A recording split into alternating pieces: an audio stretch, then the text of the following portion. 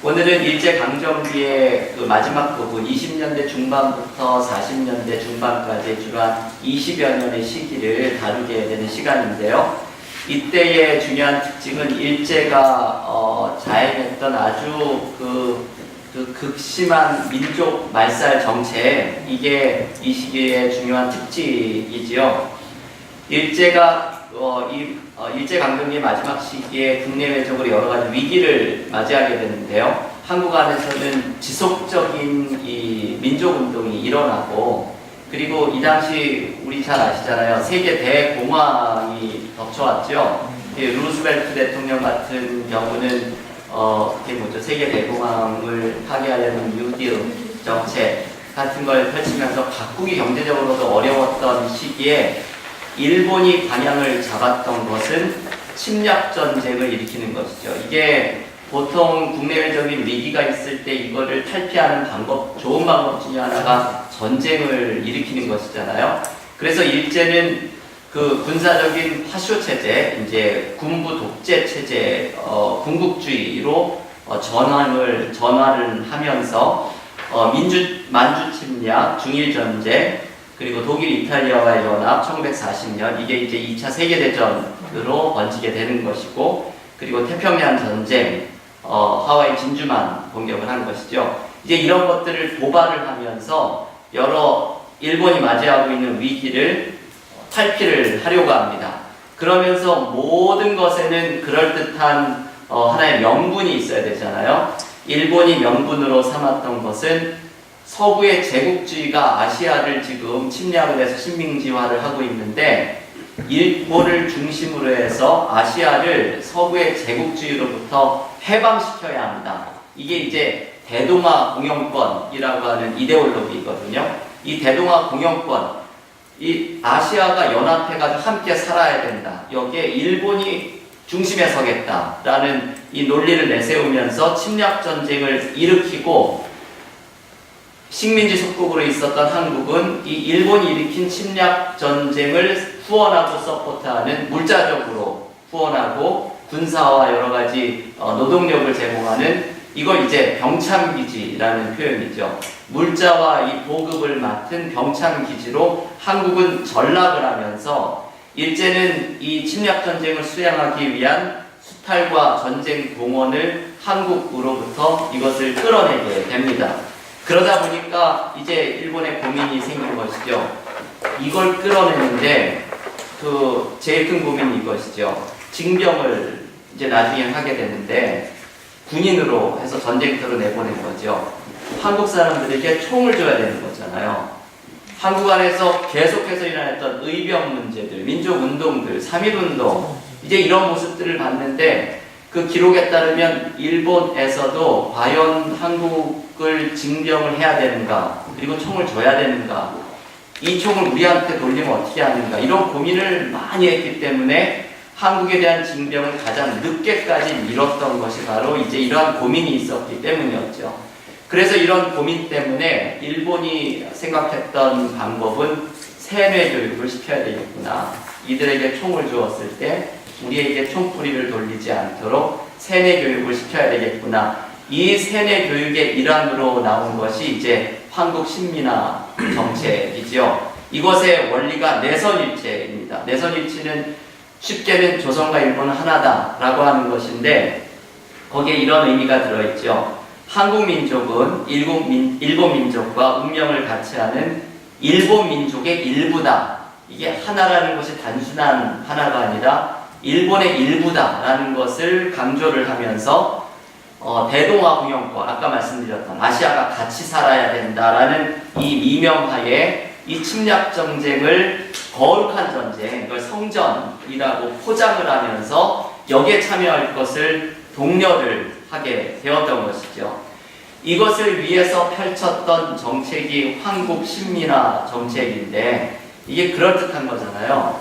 우리가 하나이니까 너희를 이 천황의 국민이 되는 이 영광스러운 권리를 너희에게 주겠다라고 하는 한국 신민화 정책을 실시하면서 이것을 실시하기 위한 세부적인 계획들이 바로 그 핸드아웃에 있는 우리에게 유명한 신사참배라든지 궁성요배, 일본 천황이 있는 동쪽을 향하여 절을 하는 거죠. 이게 궁성요배 혹은 동방요배라고도 하고, 황국신민서사, 이거를 외우게 하고 재창하게 하고 이름을 바꾸고 일본어 사용을 하는, 이제 이러한 일들이 이 당시에 황국신민화 정책의 일환으로 펼쳐지게 되었던 것이죠.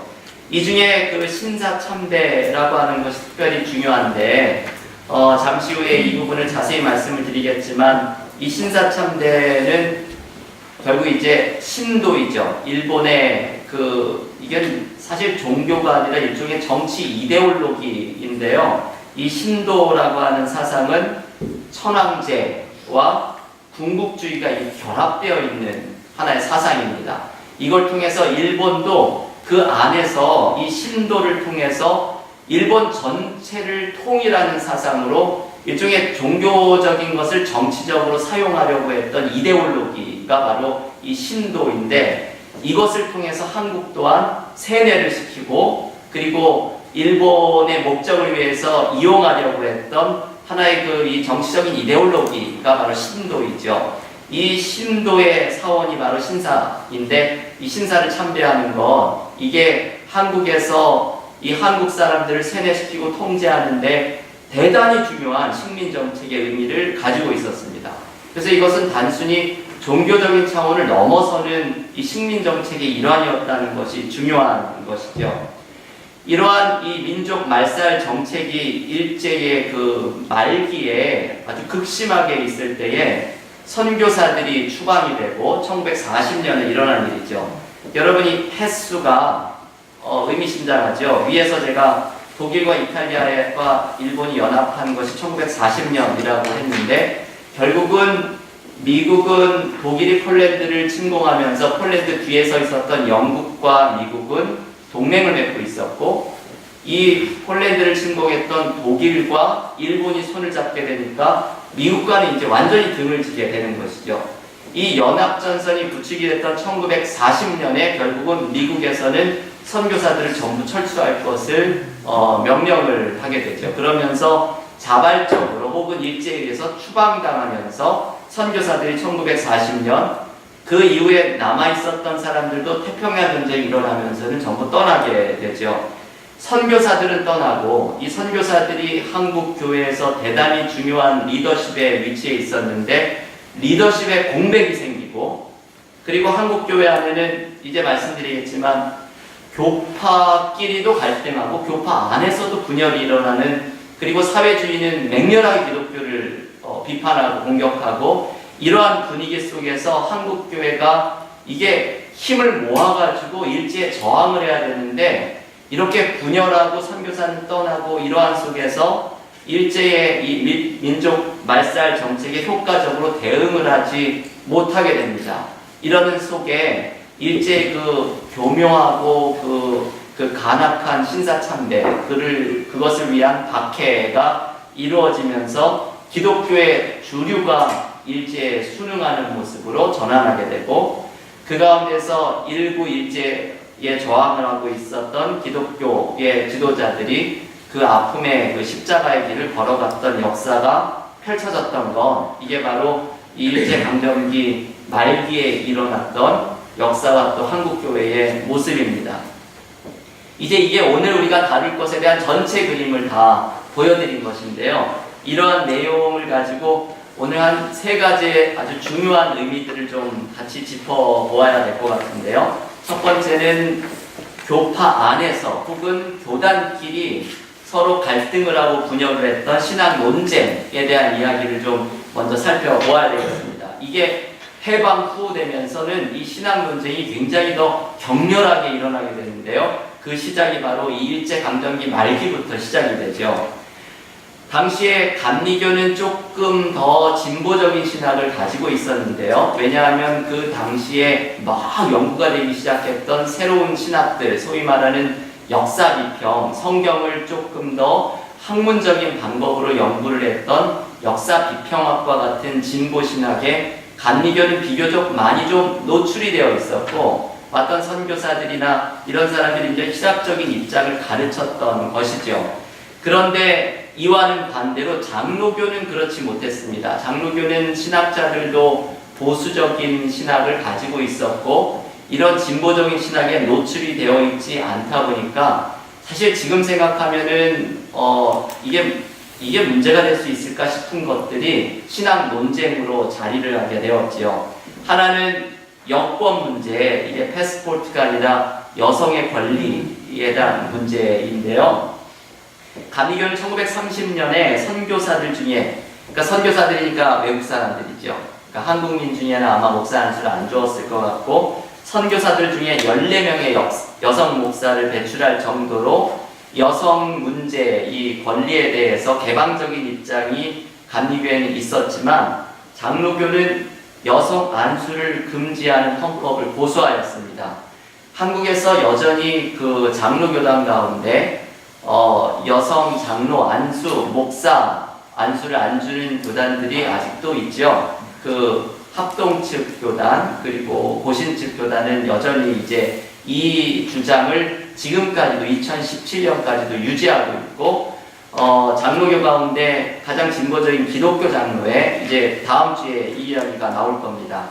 그리고 통합 측이라고 하는 뭐 소망교회나 영락교회나 명성교회나 이런 쪽이 이제 그 통합 측인데 통합 측은 그 여성 목사 안수 또 장로를 주게 된 것이 불과 몇 년이 안 되죠. 한 20여 년 여전히 이렇게 짧은 역사를 가지고 있습니다.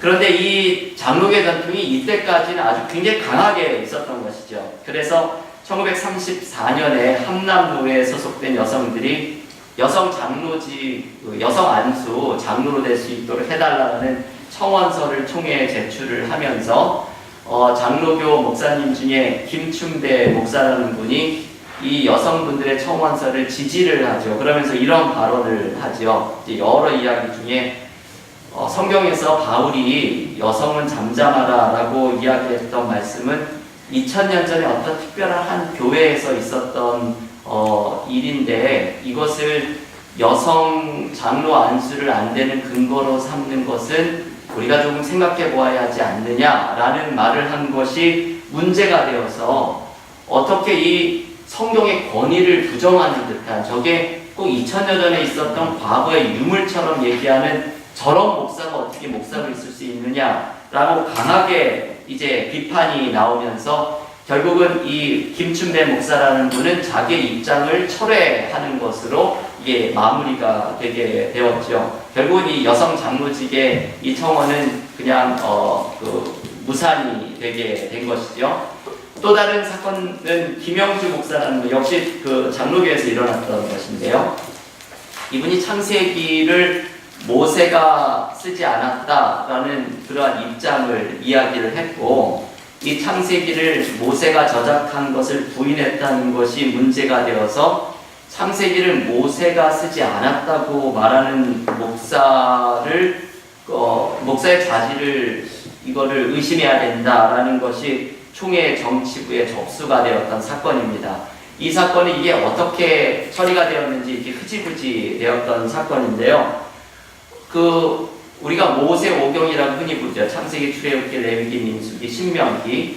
그런데 우리가 아는 것처럼 신명기 마지막 부분에 모세의 죽음이 기록이 되어 있는 것으로 보아서 모세가 자기의 죽음을 이렇게 담담하고 객관적으로 쓰고 그 이후의 이야기까지 쓴다는 것이 이렇게 뭐 상식적으로 이렇게 맞아 보이지는 않지요. 그래서 요즘에 이제 흔히 기독교 전통 안에서 이 구약 성경의 처음 5권을 모세가 쓴 것으로 그 권위를 돌리고 있지만 모세가 썼느냐 안 썼느냐에 대한 문제 자체를 그렇게 심각하게 하나의 교회 전통으로 받아들이는 것이 요즘 이제 현대 교회의 모습이고 또 신앙인들이 가지고 있는 모습인데 어떻게 보면 성경을 그냥 주의 있게 읽어도 그런 생각은 그냥 자연스럽게 들 수가 있는 문제인 것이죠. 그런데 이 당시에는 이게 창세기를 모세가 썼다고 하는 것이 이게 마치 순교를 각오해야 될 것만 같은 그러한 중요한 신학적인 문제로 생각이 되었습니다. 왜냐하면 성경에 토시 하나도 오류가 없다라고 하는 성경 무호설, 이것을 강하게 믿고 있었던 특별히 그 보수적인 장로교의 신앙 속에서는 이러한 좀 약간 경직된 태도가 창세기에 저장한 모세가 아닐 수도 있다라는, 이거를 조금 이렇게 자극적으로 사용하는 것도 문제가 될 수 있겠지만 이런 시각을 용납할 수가 없었던 것이죠. 이제 이러한으로 일어났던 것 중에 하나가 단권 성경 주석이었던 아빙돈 성경 주석 사건인데요. 요즘도 여러분 그 아빙돈 프레스라고 있거든요. 감리교하고 연관이 되어 있는 출판사인데, 아빙돈 프레스에서 나온 책들이 아주 좋은 책들이 많이 나오죠. 저도 그 아빙돈 프레스 책을 아주 많이 가지고 있는데요. 설교를 할 때 제가 제일 많이 이렇게 참고하는 주석 중에 하나가 The New Interpreter's Bible이라는 주석인데, 이 아빙돈 프레스에서 나왔죠. 근데 이 당시에 아빙돈에서 그 당시에 그 성서학자들의 연구를 반영하는, 그러니까 형대적인 성서 해석학을 반영한 한 권으로 된 신구약 66권의 그 내용을 짧게 설명하는 주석서가 발간이 되었는데, 이게 한 권으로 끝나니까 얼마나 좋겠어요. 사람들이 이 출판됐을 때 좋아했고, 이것이 한국 그 목사들, 학자들이 감리교와 장로교가 한 57명, 이 신학자들, 목사들이 함께 참여를 해서 아빙돈 성경 주석을 번역을 해서 출판을 하게 되죠. 근데 문제는 이게 출판이 되어서 나온 다음에 이 안에 담겨있는 현대적 성서 해석학, 여기에는 여러분 요즘은 굉장히 그 입장이 많이 달라졌습니다. 이때의 성서 해석학이 역사 비평학인데, 이때 가지고 있었던 문제와 한계점에 대해서 요즘은 굉장히 많이 이야기를 하거든요. 그래서 이 당시에 사람들이 얘기했던 좀 자극적인 이야기들이 있는데, 대표적인 것들이 예수님의 이 현대 성서 해석학을 하는 분들 중에 역사 비평, 역사의 팩트만을 중요하게 생각했던 분들은 성경 속에서 신비적인 요소들을 자꾸 제거하려다 보니까 기적에 대해서도 이렇게 좀 이렇게 자연과학적으로 설명하려고 하고, 이제 이러한 모습들이 성서를 이 믿음의 글로 받아들였던 사람들에게는 굉장히 불편하게 생각하는 해석들이 간혹가다 등장을 하게 되죠.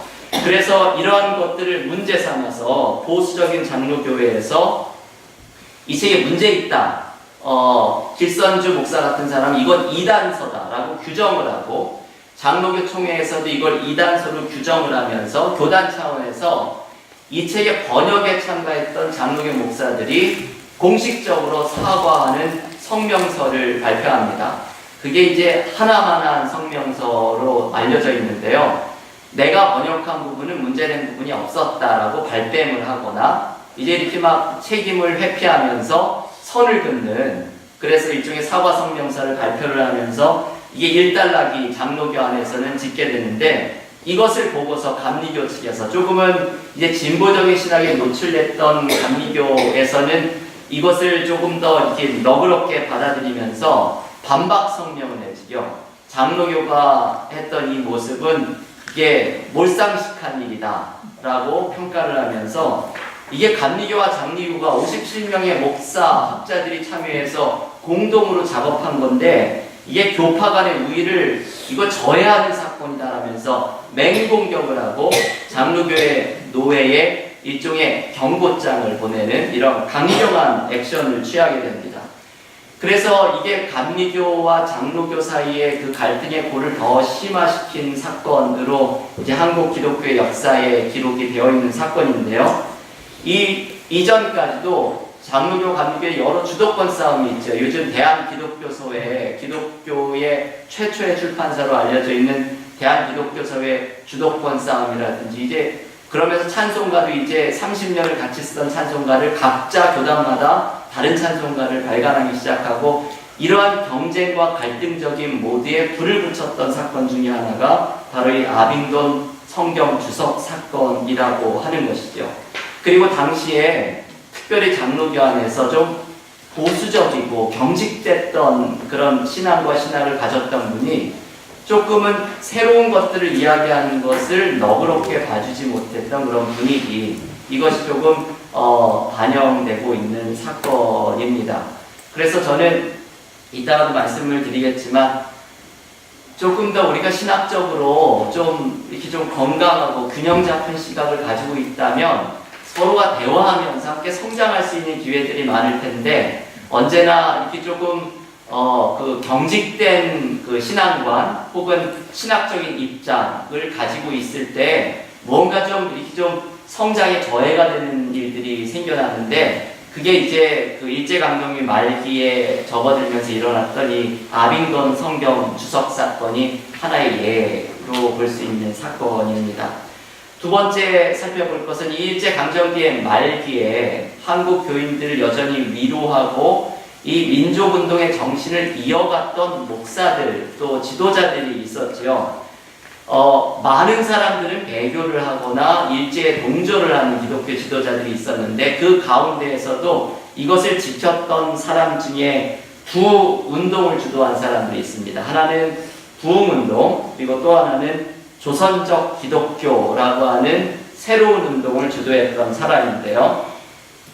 먼저 부흥운동을 주도했던 사람들, 1920년대와 30년대, 이것은 그 1차 부흥운동은 1907년 평양 대부흥운동이 중심인데 일종의 2차 부흥운동이죠. 1920년대와 30년대를 주도했던 이 부흥운동은 1차 부흥운동은 집단적인 은혜의 경험이었는데 이 2차 부흥운동은 주로 카리스마가 있는 목사들을 중심으로 해서 이 부흥운동이 펼쳐집니다. 소위 말하는 부흥 강사들을 통해서 이루어졌던 부흥운동이죠. 대표적인 인물이 김익두 목사, 길선주 목사, 이용도 목사인데요.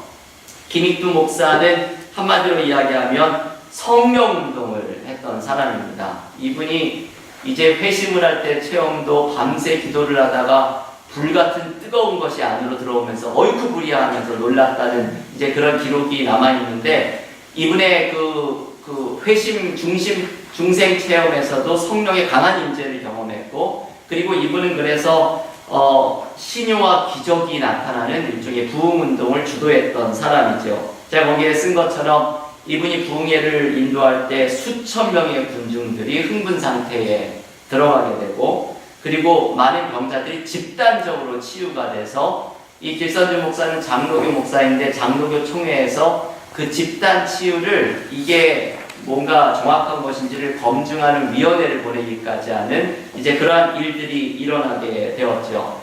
그래서 지식인들이나 특별히 사회주의자들은 이 김익두 목사 같은 사람을 고등무당이다. 이게 무당하고 뭐가 다르냐. 저렇게 지금 굿하는 것처럼 하고 사람들 고쳐주고 이러는 게 무당이다. 라고 비판을 하면서 비판을 받았던 분이죠. 그런데 이 김익두 목사의 성령운동을 이끌었던 부흥운동은 이 당시 20, 30년대에 한국 기독교의 부흥운동에서 대단히 중요한 모습을 가지고 있었던 부흥운동이었습니다. 또 다른 모습은 길선주 목사의 내세지향적 부흥운동인데요. 여기 언급되는 분들은 다 한국 기독교 역사에 참 중요한 분들이거든요. 길선주 목사는 3.1운동에 연관되었다가 옥고를 치르게 되는데 옥에 갇힌 상태에서 요한계시록을 700번 이상을 읽었다고 하죠. 그러면서 이 요한계시록의 메시지를 깊이 꿰뚫게 되었고 그러면서 이분이 세워나갔던 것이 바로 말세신앙입니다. 길선주의 말세신앙, 이게 이제 말세론, 이게 유명한 것인데요. 이 말세신앙이 가지고 있었던 의의가 있죠. 길선주 목사는 왜 독립이 안 되는가? 한국 땅에 이 평화와 정의가 펼쳐지지 않는가? 이것은 인간의 능력으로는 한계가 있다. 이 정의와 평화를 이루기 위해서는 위로부터 하나님이 역사에 간섭하시는 것이 필요한데 그게 요한계시록에서 말하는 예수께서 재림하실 때 종말의 순간에 하나님의 이 역사 간섭이 이루어지면서 우리에게 이러한 정의와 평화가 펼쳐질 것이다 라는 이 메시지를 전하는 것이죠. 여러분 이게 엄청난 위로가 되었던 메시지이죠. 일제의 그 암흑기를 지내면서 과연 독립이 될 것인가? 이쯤 되었을 때 많은 사람들은 아마 우리나라는 독립이 안 될 거야 라는 희망을 접었던 사람들이 있었던 시기에 희망을 가져라. 요한계시록이 이야기하는 그 죽음보다 강한 희망, 현실을 지배하고 있는 그 강한 힘들을 모두 깨트리는 하나님의 나라가 임하는 이 희망에 대해서 이 길선주 목사는 그것을 붙잡고 지금 이 종말론이라는 것을 통해서 역사적인 현실에서 신음하고 있는 사람들에게 위로와 소망을 주기를 원했던 것이 바로 이 길선주 목사의 종말론이었죠. 뒷면을 한번 넘겨가 보시죠. 길선주 목사는 집회를 인도하다가 쓰러져서 한번 설교를 하면 10시간씩 설교를 했다고 하는데요. 그러니 집회를 하루에 10시간을 설교를 했다고 하니 이런 집회를 계속 인도를 하고 건강이 악화됐는데도 집회를 인도하다가 쓰러졌는데, 그리고 나서 한두 주인가요? 바로 그 달에 또 다른 집회에 초청을 받아서 그거를 또 가가지고는 집회를 인도하다가 역시 쓰러져서는 다시는 일어나지를 못하고 세상을 67세로 마감을 하게 됩니다. 이게 길선주 목사의 종말신앙으로 한국 교인들을 위로하려고 했던 이 부흥운동의 모습이었고요. 세 번째 모습은 일종의 신비주의이지요. 이용도 목사는 한국의 마이스터 에카르트, 이 마이스터 에카르트라는 분은 독일 중세의 신비가인데 기독교 영성사에서 아주 중요한 인물이거든요. 제가 이 마이스터 에카르트를 전공을 했어가지고 저희 설교 때도 에카르트 이야기를 자주 꺼내게 되는데요. 이용도 목사가 바로 한국의 에카르트라고 부르는 인물입니다. 이분은 이제 신비주의, 아주 깊은 영성, 내면의 영성으로 들어갔던 분이신데, 이분도 3.1운동에 가담을 했었고, 그리고 이분의 중요한 계기는 1928년 전도사로서 목회를 하고 있을 때에 어느 날 새벽 기도에서 교회 안에 가득 찬 악마들과 치열한 싸움을 벌이는 이 환상을 경험을 하면서 이 신비 체험이 후에 이 사람의 설교가 완전히 바뀌었다고 그렇게 평가가 되고 있습니다.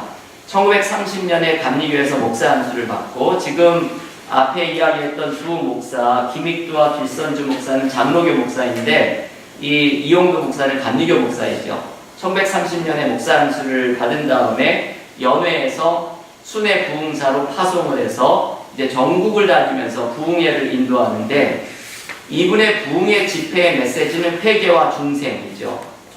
이분의 표현은 신생이라고 했는데, 회개에서 새로운 삶을 살아가도록 태어나는 것, 이제 이 메시지를 강조하는데, 그러면서 전했던 메시지 중에 하나가 기존교회에 대한 비판이었습니다. 이분의 설교의 한 대목을 제가 황해도 집회의 대목을 써드렸는데요. 벽돌로 담을 쌓고 울깃불깃 장식을 해놓은 것이 교회가 아니요, 이 예배당을 다 불질러버리고 잿더미 위에서라도 몸과 마음을 아주 바쳐 참된 예배를 드려야 그것이 교회 옷이다. 이제 이런 메시지를 전했던 것이죠. 기득권을 가지고 있는 기성교회에 제대로 교회의 모습을 가져라라는 메시지를 전했기 때문에, 그래서 한때 이 당시 이제 조금 있다 나올 무교회주의라는 것에 오명을 이 사람에게 덮어 씌우기도 했었는데요.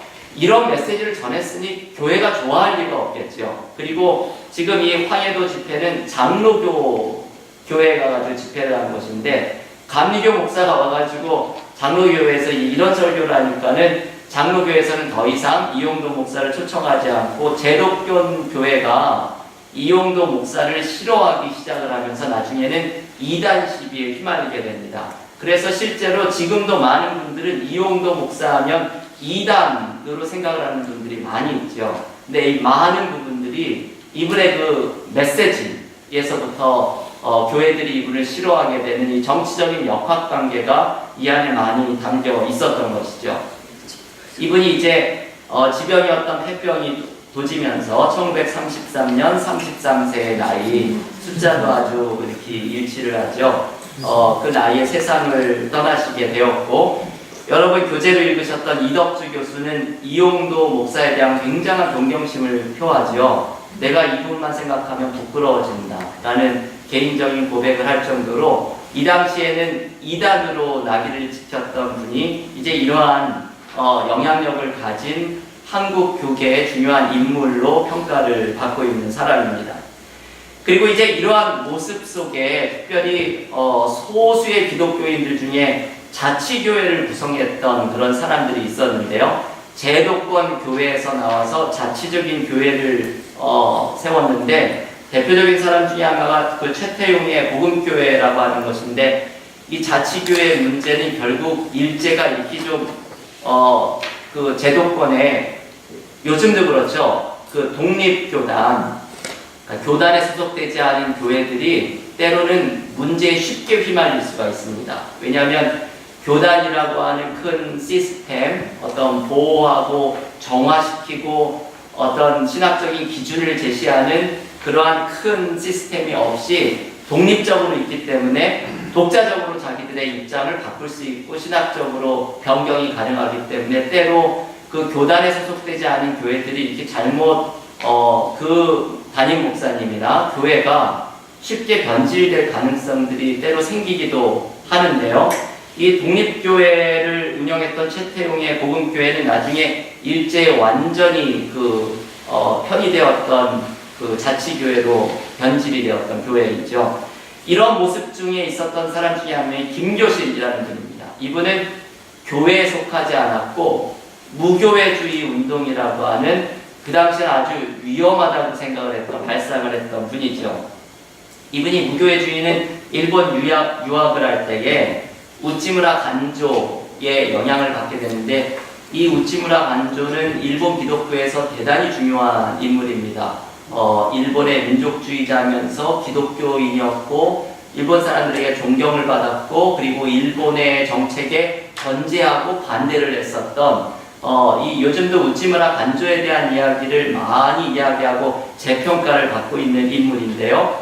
이분 또한 무교회주의, 기득권 교회의 잘못을 비판을 했던 사상을 가지고 있었던 분이었죠. 이분의 영향을 받았던 사람이 김교신이고 또 함석헌 선생이고 유영모 선생이고 이런 민족주의자 기독교인들이 바로 이 우찌무라 간조의 영향을 받았는데요. 김교신 선생이 우찌무라 간조의 영향을 받고서 한국으로 귀국한 다음에 성서 조선을 창간합니다. 이 잡지가 여러분 제목이 의미심장하죠. 성서 그리고 조선, 이 두 축을 붙잡는 것이죠. 그래서 성서를 통해서 조선을 개혁하고 조선을 성서 위에서 세우겠다라고 하는 민족주의적인 기독교인의 이상을 가지고 있었던 책이, 이 잡지가 바로 성서조선이라고 하는 책입니다. 그래서 이제 이분과 뜻을 같이 했던 함석헌 선생 같은 분들은 성서 연구를 하면서 기성교회의 잘못된 것들을 비판하면서 성서 속에 조선을 새롭게 세우려고 하는 이분들의 노력을 조선적 기독교라고 평가를 합니다. 기독교를 서구식으로 이해하는 것이 아니라 한국적인 심성과 문화 속에서 기독교를 새롭게 이해하고 성서를 해석하려고 했던 노력을 가졌던, 그러니까 이분들의 이 신학적인 노력은 사실은 대단히 소중한 것이죠. 너무 서구적인 신학만을 따라가는 것이 아니라 한국인으로 성경을 읽고 한국 사람으로서 예수를 믿는다는 것은 어떤 의미일까라는 것을 고민을 했던 분들이고, 그래서 이후에 한국교회의 이제 신학교에서 신학들이 발전을 하면서는 이분들의 이 신학적인 노력에 대해서 요즘은 굉장히 소중한 노력들로 평가들을 많이 해나가고 있는 상황입니다. 이분도 1942년이죠. 민족의 부활을 암시적으로 그린 글, 그 성서조선의 권두원으로 실렸던 글을 일제가 문제 삼아서 성서조선을 강제로 폐간시키고 김교신 선생을 체포해서 옥에서 1년 동안 옥고를 치른 다음에 이분이 나와서 사역을 하시다가 1945년 44의 나이로 세상을 떠나게 됩니다. 지금 소개해드렸던 부흥운동, 김익두 목사나 길선주 목사나 이용도 목사나 또 김교신의 이 조선적 기독교 수립을 위한 노력들, 이 모두는 일제에 저항하는 성격을 이 안에 모두 가지고 있죠. 부흥가들을 너무 영적으로 갔다라고 또 이 몰 역사성을 비판하는 분들도 있지만, 제가 아까 말씀드렸던 것처럼 이분들의 몰 역사성을 비판해서는 이게 정당한 평가가 아닙니다. 길선주 목사는 종말 신앙으로 이 어두운 역사적 현실 속에 살아가는 교인들을 위로하려고 했고, 그리고 이용도 같은 분도 이 깊은 신비주의 신앙으로 기성교회가 쇄신되기를 초대를 했던 이런 모습들, 그리고 김교신이 보여주었던 조선적 기독교, 이것은 모두 신앙의 힘으로 또 기독교를 개혁하고 교회를 바로 세우고 사람들에게 희망을 주려고 했던 이 민족주의 기독교 운동의 모습이라고 평가를 할 수가 있는 사항이죠. 제가 오늘 여러 책을 가지고 왔는데 한 번도 소개를 해드리지는 못했는데요. 이 길선주 목사의 목회와 신학사상, 요즘 길선주 목사의 종말론과 이분의 그 부흥운동들에 대해서 많은 연구들이 이루어지는데 이 허호익이라고 하는 분이 지은 이 책이 굉장히 읽어볼 만한 책이고요. 그리고 김교신이라고 하는 분에 대한 책도 여러 개가 있는데 이 김교신 거대한 풀이라는 이 책은 이분이 썼던 일기, 이거를 이제 중요한 것을 발췌를 해서 이분에 대한 소개와 함께 실어놓은 책입니다. 이용도 목사의 책은 제가 보스턴에 있어가지고 가져오지를 못했는데요. 이 관심 있는 것들을 인터넷에서 쉽게 구하실 수 있고 못 구하시는 분은 저한테 오시면 제가 빌려드리도록 그렇게 하겠습니다. 우리 마지막으로 신사참배 이야기를 하고 오늘 시간을 마칠까 하는데요. 일제강점기의 후반에 한국교회에서 가장 큰 문제가 되었던 것은 신사참배 문제이죠. 여러분, 남산에 그 신사가 있었다는 것을 혹시 알고 계세요? 그 남산에 드라마 많이 찍히는 그 남산 도서관 쪽으로 가는 그 계단이 있는데, 그 정확한 위치는 모르지만 그 계단이 그 남산에 했던 조선 신궁이라고 하는 신사로 가는 길이었다고 하고요.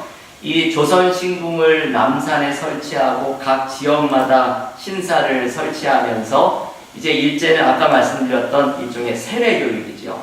이 조선 사람들을 일본과 하나되라고 하는 내선일체의 이데올로기로 이것을 세뇌를 시키려고 하는 한국 신민화 정책을 이 신사참배를 통해서 이루어가려고 하게 됩니다.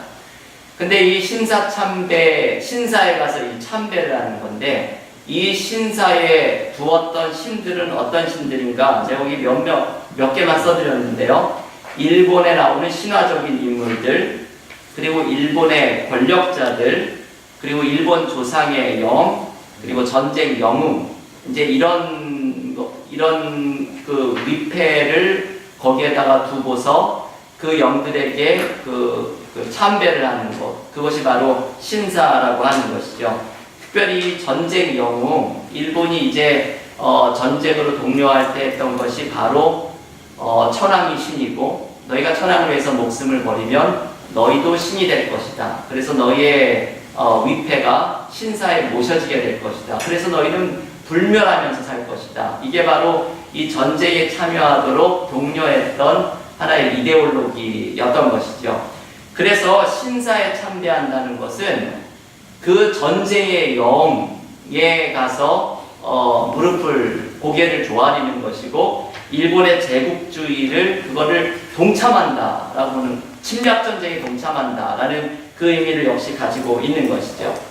일제는 기독교계에서 특별히 신사참배를 강력하게 초기에 저항을 했기 때문에 기만적인 모습으로 신사참배는 종교의식이 아니다, 예배라는 성격하고는 전혀 관계가 없다, 이거는 하나의 국가적인 차원에 나오는 그냥 행사이다, 그게 바로 국민의례라는 표현이죠. 이건 종교적인 성격이 있는 것이 아니라 단순히 국민의례다라고 이야기를 했지만, 한국교회는 신사참배를 이게 우상숭배, 영적인 간음이라고 규탄을 했고, 그리고 이게 일제의 군국주의에 복종하는 것이라고 하는 생각으로 이 신사참배에 대한 극렬한 저항을 하게 됩니다.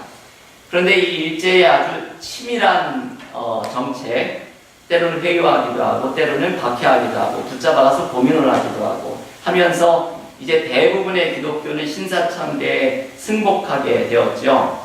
천주교는 박해 경험이 있어서 그런지 신사참배를 결정을 일찍이 했었고, 그리고 감리교단도 여러분 교재에 나왔던 혁신교단 그 3대 감독이었던 그 목사님이 아주 친일파의 모습을 가지고 있었던 분의 주도로 감리교도 신사참배를 일찍이 결의를 하면서 나아갔고, 마지막까지 버티고 있었던 장로교도 1938년 총회에서 100명의 경관이 이제 그 험악한 분위기 속에서 입회한 것 속에 신사참배를 결의를 하도록 만들게 됩니다. 이 장로교 총회가 의결을 했던 1938년에 일제가 조사를 했던 통계가 하나 있는데요. 한국교회가 일제 한국 신민화 정책에 어느 정도 참여하고 있는가를 조사한 결과에 따르면 동방요배, 이 천황이 있다고 하는 동쪽을 향해서 절을 하는 고개를 숙이는 동방요배는 96%, 한국교회가, 그리고 한국신민서사제창은 93%, 신사참배는 55%. 이게 38년 초기의 기록이기 때문에 장로교 의결 이후로는 아마 이 비율이 훨씬 더 올라갔을 것으로 보이는 것이죠. 이게 이제 일제가 조사한 것이기 때문에 신빙성에 대해서도 좀 질문을 제기할 수도 있고, 강제적인 면이 있다는 것을 고려를 한다고 하더라도 한국교회가 일제에 승복했다라고 하는 모습을 이 숫자들을 통해서 단적으로 보여주는 그러한 통계라고 말을 할 수가 있습니다. 그리고 이 당시 3.1운동도 가담했고 민족운동의 주도적인 역할을 했던 기독교 지도자들이 대거 신사참배를 독려하는 연설을 하러 다니고, 징병, 전쟁 동원에 이걸 협력을 하는 연설자들로 불려다니는 이 민족 지도자들의 모습을 볼 수가 있지요. 이 당시에 기고했던 글 중에 하나가 김한람 박사의 징병제와 반도 여성의 자세라고 하는 각오, 징병제와 반도 여성의 각오라고 하는 글을 실었는데요. 이분도 이제 일본에 협조를 하는 그러한 글을 쓴 것이죠. 이러한 글들을 이제 문제를 삼으면서 요즘 한국의 이화여대에서는 김한란 박사의 동상을 철거해야 된다라는 그런 운동들도 자꾸 일어나는데, 이제 이러한 모습이죠. 우리가 다음 주에 이제 묵상 생각을 해보게 되는데요. 신사참배에 끝까지 투쟁했던 사람들, 소위 말하는 옥중성도라는 분들, 그리고 신사참배에 굴복했던 사람들, 이분들 사이에 이제 갈등과 분열이 이제 다음 주에 묵상을 하게 되는데, 그러한 면에서 또 드러났던 한국교회의 좀 아쉬웠던 모습들이 있는데, 그런 좀 그 이화여대에서 지금 일어나고 있는 일들도 글쎄 저마다 보는 시각이 다르겠지만, 어떻게 보면 이 역사 속에서 배우는 모습을 좀 깊이 고려를 하면서 이 문제를 봐야 되지 않을까 하는 그런 생각이 있습니다. 근데 이 대부분의 주류 한국교회는 신사참배에 굴복을 했지만 마지막까지 저항을 했던 사람들이 있었죠. 선교사들은 완전히 이거에 반대했던 사람들이 많았고, 그래서 선교사들이 세웠던 학교들은 폐교를 결정을 했고요. 신사참배를 거부했다가 숭실학교 같은 그 교장에서 파면을 당하고 학교가 강제로 폐교를 당하고, 어떤 학교들은 자발적으로 신사참배를 거부하면서 자진해서 학교를 폐교한 그런 학교들도 여럿 있었죠. 그리고 신사참배에 저항했던 여러 사람들의 대표적인 모습은 그 박관준 장로와 안희숙, 이분 이야기가 참 유명한데요. 이분들은 일본까지 건너가서 일본 제국의회, 그러니까 이제 국회의사당이죠. 그 회의장에 들어가서 여러 가지 그 입장 중에 하나가 신사참배 강요를 철폐하라라고 하는 경고서를 그 단상을 향해서 뿌렸다가 붙잡혀가지고 이제 옥살이를 하게 되죠. 이 옥살이를 하면서 안희숙이라고 하는 분은 이제 주기철 목사하고 같은 이제 옥살이를 하면서 교류를 했던 그런 기록도 남아 있습니다. 그리고 또 다른 신사참배를 저항했던 분들 중에는 주기철 목사, 손양원 목사, 신석구 목사, 또 책에서 자세히 소개하는 최인규 권사, 이런 분들이 신사참배를 거부하면서 옥고를 치르고 또 순교를 당하게 되죠. 제가 오늘 소개하고 싶은 책 중에 제일 소개하고 싶었던 책이 이 책인데요. 서쪽 하늘 붉은 노을이라고 하는 책인데, 이 책은 주기철 목사에 대한 책이거든요. 아주 감동적인 그런 책입니다. 근데 이 책은 그 유승준이라고 하는 분이 주기철 목사의 막내 아들이 주광조 장로인데요. 이 주광조 장로의 인터뷰 그리고 여러 주기철 목사에 대한 책이나 글 자료들을 가지고 해서 이 주기철 목사에 대한 이야기를 엮어서 이제 쓴 책인데 여기 보면은 제가 너무 이렇게 감동을 받은 대목이 많이 있어요. 근데 이거를 이렇게 다 읽어 드리기에는 좀 시간이 너무 많이 지난 것 같고요. 어떻게 저렇게까지 할 수 있을까 싶은 게 있는 게, 이 주광조 장로 막내 아들이 10살 때, 주기철 목사가 마지막 체포되어서, 산정일교회 목사였죠. 산정일교회 교인들에게 신사참배를 절대로 하지 말 것을, 목사인 제가 책임지겠습니다. 이제 이런 설교를 하면서 여러 차례 끌려갔고, 옥보를 치르고, 고문을 당하고, 풀려났다가, 마지막으로 붙잡혀 돌아가서 결국은 이제 나오지 못했을 때에 주광조 장로가 아버지를 마지막 거의 보게 되는 그런 때였죠. 10살 때 어머니와 그리고 주기철 목사의 어머니, 그러니까 할머니와 함께 이제 경찰서에서 불러서 갑니다. 갔더니 풀어주겠다. 이제 풀어주는데 조건이 하나 있는 것이 가다가 차 안에서 신사 옆을 지날 때에 창문을 내리고서 고개만 한번 끄덕여주고 가라. 그러면 풀어주겠다. 이제 일종의 신사참배이죠. 고개 끄덕이는 걸 분명히 사진이나 이런 걸 찍어서 주기철 목사가 신사참배했다. 이렇게 해서 이제 이 사람의 의지를 꺾어 놓으려고 했던 것이죠. 근데 주기철 목사님의 부인이 그런 조건이라면 나는 거부한다 라고 이야기를 하게 되니까 이 주기철 목사의 부인과 어머니와 10살 된 막내 아들을 주기철 목사를 보여주겠다면서 지하로 끌고 가서 그 앞에서 이제 주기철 목사는 고문을 당하고, 그리고 고문받는 모습을 보면서 어머니는 이제 실신을 해서 쓰러지시고, 그리고 부인인 주기철 목사의 부인 사모는 그 자리에서 이제 또 고문을 당하는데 10살 아들과 남편이 보는 앞에서 이 기록에 따르면 그렇게 쓰고 있습니다. 이제 주광조 장로가 여자인 사람이 어떤 고문을 받게 되는지 그걸 자세히 말하고 싶지는 않습니다. 그러면서 이제 생략을 하고, 그러면서 아들이 내 앞에서 그 고문을 당했고, 그리고 아버지는 그 모습을 보면서 그냥 눈을 감고 계속 기도를 하고 있었고, 나는 엄마를 도와주고 싶었지만 일어서려고 하다가 다리에 힘이 풀려서 계속 쓰러졌고, 엄마를 돕지 못하는 아버지가 미웠고, 그런데 어떻게 할 수 없었던 상황이었고, 이제 이런 것이 이제 기록이 되어 있었던 상황이죠. 그러면서 주기철 목사는 이제 마지막까지 신사참배를 거부하다가 순교를 당하게 된 것이죠.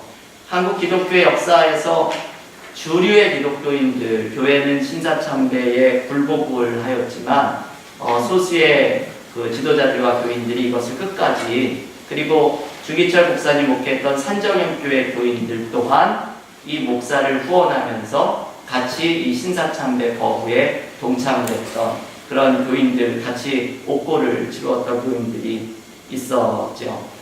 이 신사참배 거부 운동이 제가 여기 통계도 써드렸는데요. 신앙의 순수성을 지켰고 교회의 번지를 경고하였고, 그래서 이 일제강점기 말기에 어떻게 보면 한국교회의 마지막 자존심들이 이렇게 남게 되었던 것이고, 일제의 말살 정책에 저항을 했던 그런 의미를 가지고 있습니다. 그런데 이제 다음 주에 살펴보겠지만 신사참배의 문제, 그리고 신학적 갈등 문제가 이제 해방 후에 한국 교회 안에 이게 또 분열과 갈등의 원인이 되는 그런 안타까운 역사가 다시 일어나게 되는 것을 우리가 다음 주에 보게 되겠습니다.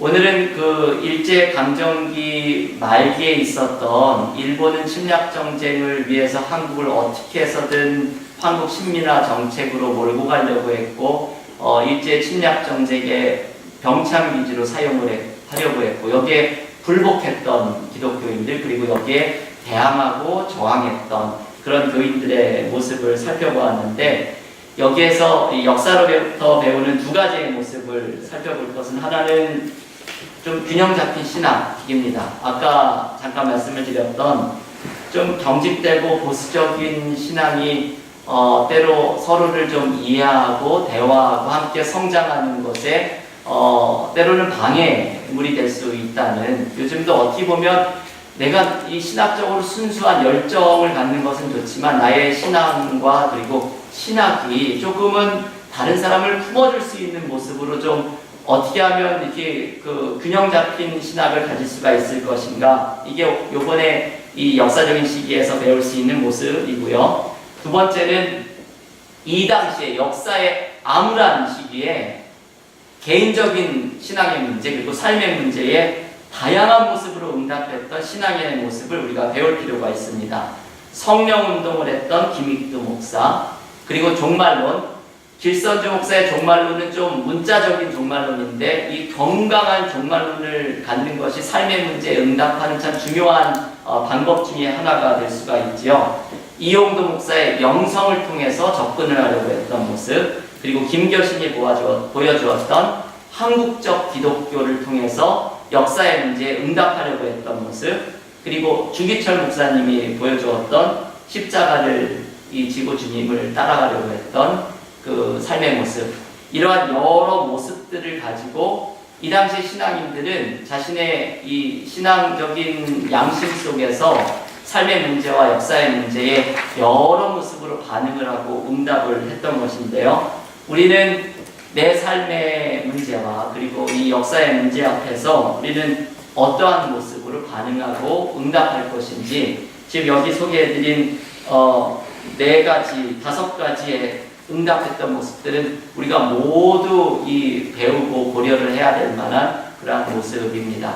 우리도 여러 삶의 문제들을 신앙 안에서 응답하면서 또 하나님 앞에 하나님이 원하시는 뜻을 이루어 나가는 삶을 살아갈 수 있는 우리가 되기를 기원합니다.